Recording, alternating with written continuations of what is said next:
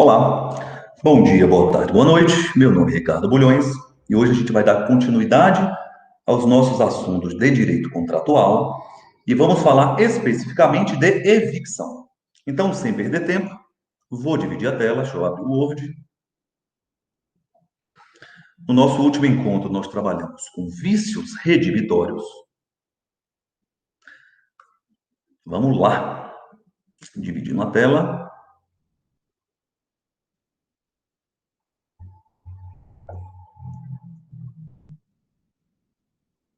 Bora lá. Tela dividida. Nosso assunto de hoje é evicção. Assunto importantíssimo para quem trabalha com contratos e quer trabalhar com direito contratual. Vamos lá. Evicção significa perda. E o que é evicção? Bora botar o conceito? Evicção é a perda da coisa, em função de decisão judicial ou ato administrativo. Existem situações que as partes formulam contratos onerosos, formulam contratos, por exemplo, de compra e venda, e uma das partes, por uma situação que desconhecia, acaba perdendo o objeto, fruto daquela relação contratual. Exemplo, digamos que eu, Ricardo, tenha adquirido esse celular, eu comprei esse celular da mão de Joana. Passado algum tempo, o ex-marido de Joana entra com a ação judicial, porque aquele celular, na verdade, não era de Joana, era de Antônio. Antônio ingressou com a ação, Antônio ganhou na justiça o direito de reaver esse celular. Então, olha que coisa interessante. O juiz ele vai determinar que eu entregue, que eu devolva a Antônio. Tome o celular, Antônio, novamente, porque esse celular não é meu. Nesta situação, nós estamos diante da evicção. Pois eu perdi a coisa, no meu caso foi um bem imóvel, em decorrência de uma decisão judicial. Perfeito? Evicção, portanto, é a perda da coisa em decorrência de decisão judicial ou ato administrativo. Nós já percebemos aqui qual é a relevância de se pensar em evicção. Porque em matéria de relação contratual, relação negocial, pode acontecer, é comum, por N situações desconhecidas das partes, ou de uma das partes. Perfeito? Agora vamos pensar aqui, antes da gente aprofundar na evicção, bora pensar quais são as partes da evicção. Toda vez que ocorrer evicção, nós estaremos diante de três partes. A primeira delas é o alienante. Quem é o alienante? Alienante. Alienante.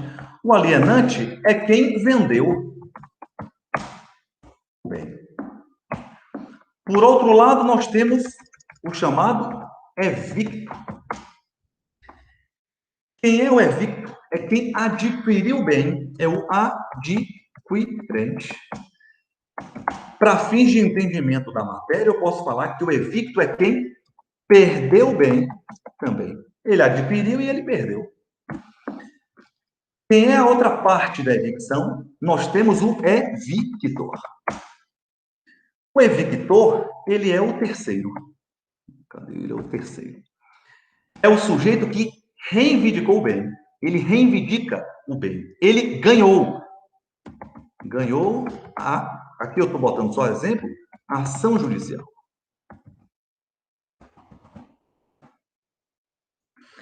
Então, toda vez que estivermos diante de uma relação contratual que adveio à evicção, nós estamos diante aqui de três partes. Um sujeito que vendeu, o alienante, o evicto, o sujeito que perdeu o bem, e o sujeito, o terceiro, que ganhou o bem, fruto de um ato administrativo ou de uma decisão judicial. Então, olha que coisa interessante. Nós já estamos percebendo aqui que na nossa relação contratual, no nosso negócio jurídico, quem sai perdendo sempre é o evicto. Por quê? Pense aqui comigo. O alienante ele já está com dinheiro, ele ganhou o dinheiro do evicto. O evictor, ele ganhou o bem, ele já está com o bem. O evicto, ele está sem o dinheiro e está sem o patrimônio. Então, você está percebendo que pensar em matéria contratual em evicção é você pensar nos interesses do evicto. É para isso que serve pensar a evicção em matéria contratual.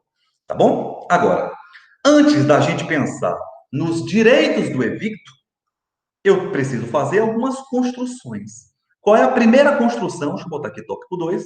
Isso é um tópico. A primeira observação que nós vamos colocar aqui é o seguinte. Vamos lá, observação 1. Se estamos falando de decisão judicial, você já sabe que uma decisão judicial ela pode ser definitiva ou pode ser provisória.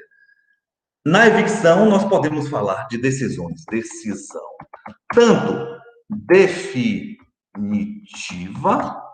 como provisória. Decisão definitiva ou decisão provisória, ainda assim pode ocorrer evicção. Tá bom?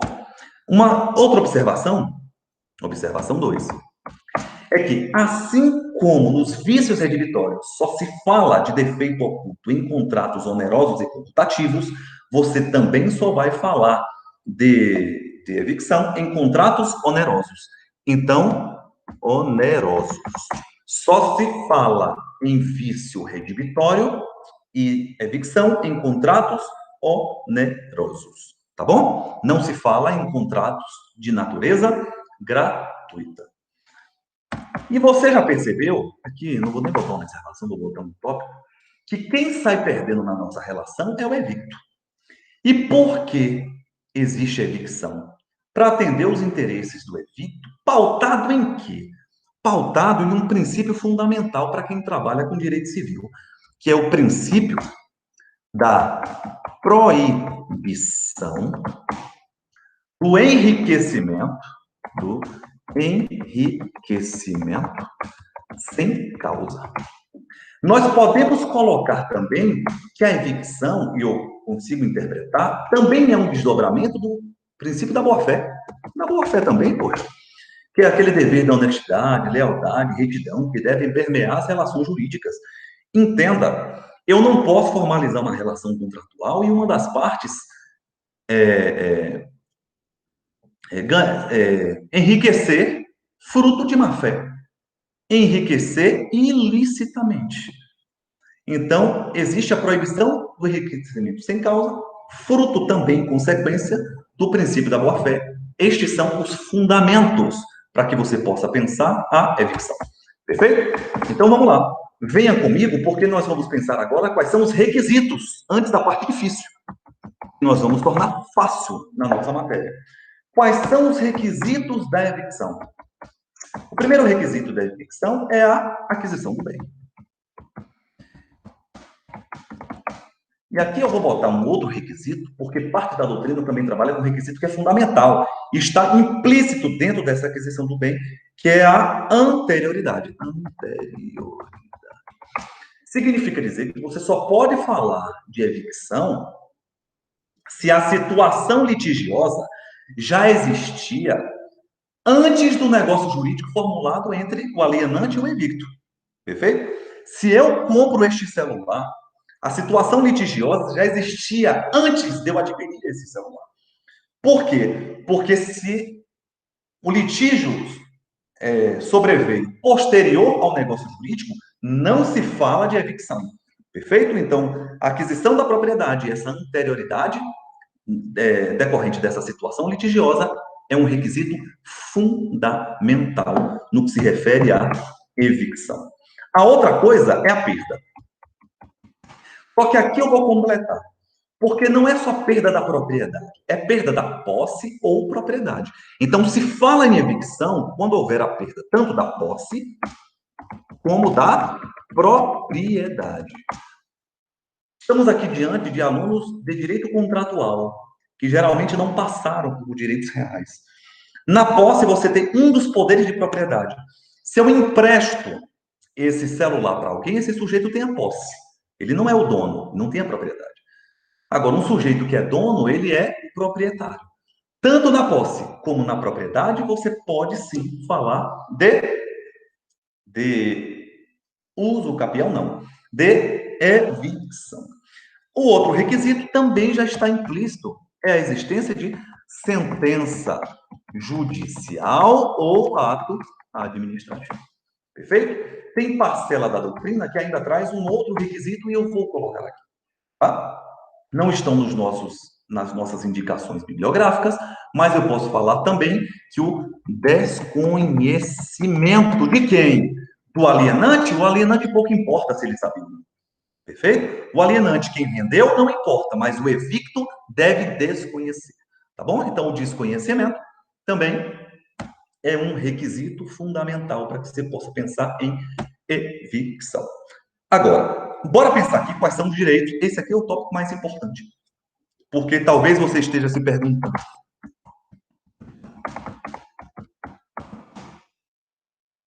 Tudo bem, já entendi o que é evicção.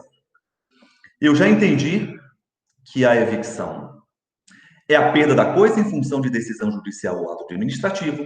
Já entendi quais são as partes, alienante, evicto e evictor. Já entendi que só entra em contratos onerosos, pode ser em decisão judicial definitiva ou provisória, é fruto da proibição do enriquecimento sem causa e do princípio da boa-fé objetiva. Os requisitos são esses três: aquisição, perda e sentença judicial. Agora, pense aqui comigo. Quais são os direitos do evicto? Eu vou simplificar para você. Vou criar aqui uma tabela para você. Mas antes de eu falar do evicto, eu preciso pensar na relação contratual, no instrumento que foi formalizado na relação onerosa. Perfeito? Porque entendo. Existe uma coisa que se chama cláusula, eu vou botar isso em observação. Observação. Cláusula de isenção de responsabilidade por evicção. O que é uma cláusula de isenção de responsabilidade por evicção? É uma cláusula em que o alienante não vai indenizar o evicto se sobrevier a evicção. Em uma relação contratual, eu posso formular um contrato de compra e venda, por exemplo, de um imóvel, e colocar lá no contrato que se houver evicção, eu, alienante, não terei responsabilidade. Isso é que é uma cláusula de isenção de responsabilidade por evicção. Então, a primeira coisa que você tem que saber é que é possível você colocar em um contrato, em uma relação contratual, uma cláusula de isenção de responsabilidade por evicção. É a primeira observação que nós temos que saber aqui. Agora, a segunda coisa. Em uma relação contratual, agora nós vamos criar dois cenários. Nós já entendemos que é possível cláusula de isenção de responsabilidade por evicção. Perfeito? Agora vamos pensar aqui nos direitos do evicto. Nós temos dois cenários. O primeiro cenário é que no contrato, não tem, eu vou botar aqui, ó, não tem cláusula de isenção de responsabilidade por evicção.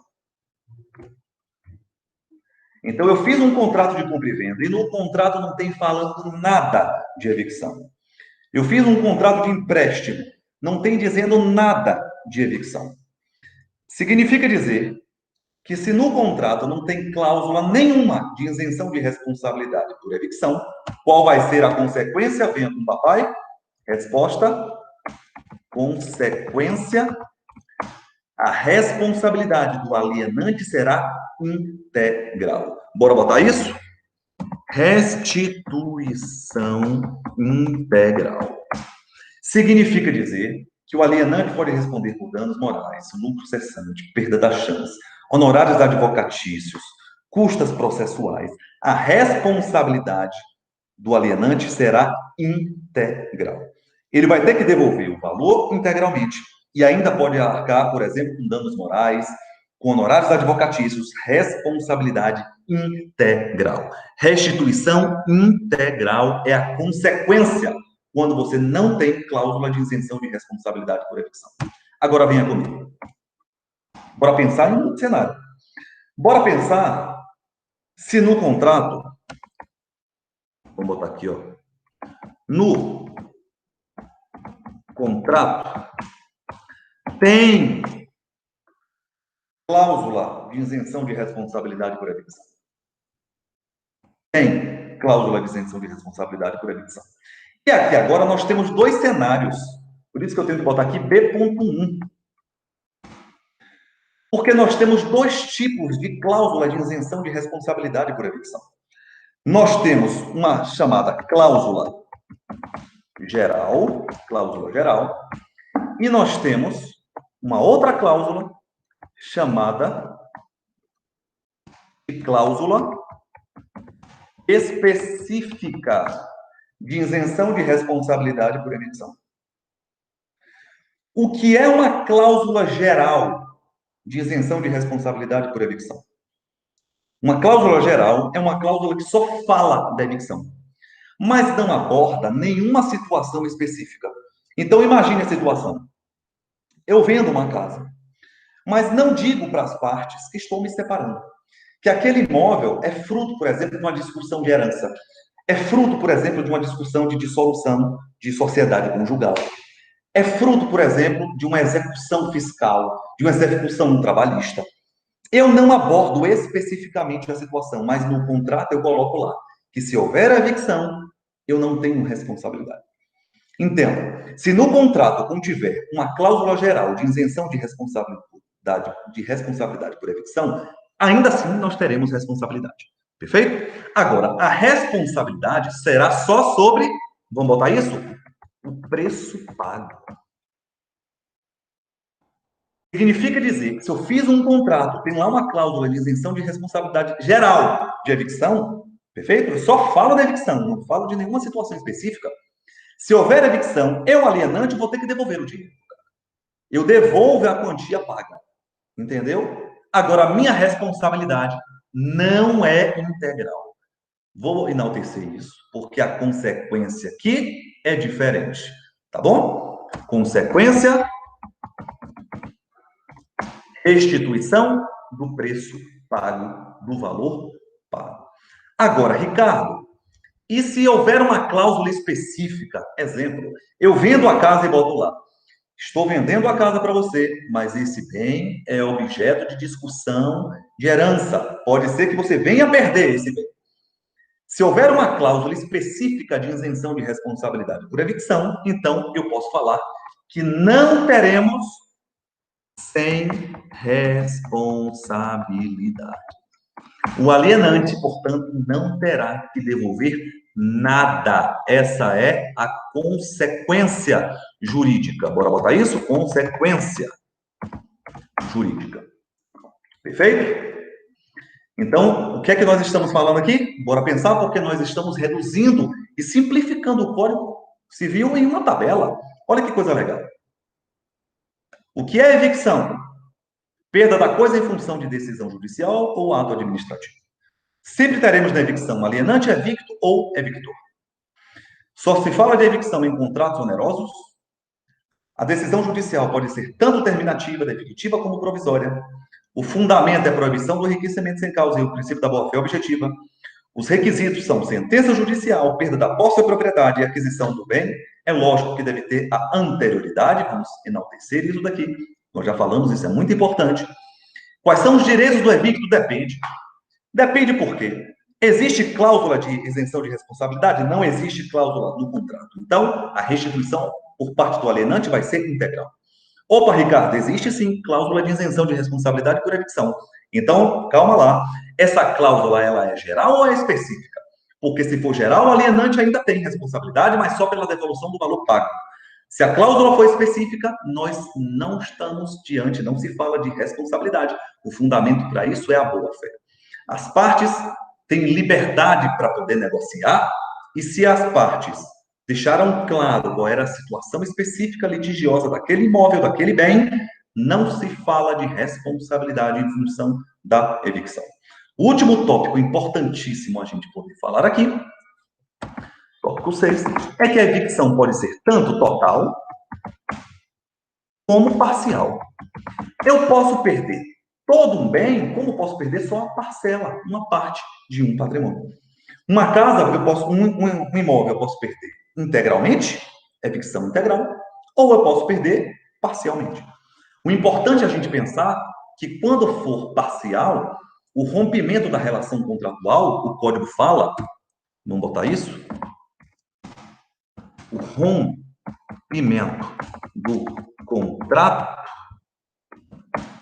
é só se a perda for substancial. Se a perda for substancial. Então, bora pensar aqui comigo. Hipoteticamente, o sujeito comprou 100% de uma fazenda. E vem a evicção e ele perde 1% da fazenda. Em função desse 1% perdido, ele pode romper essa relação contratual? Depende.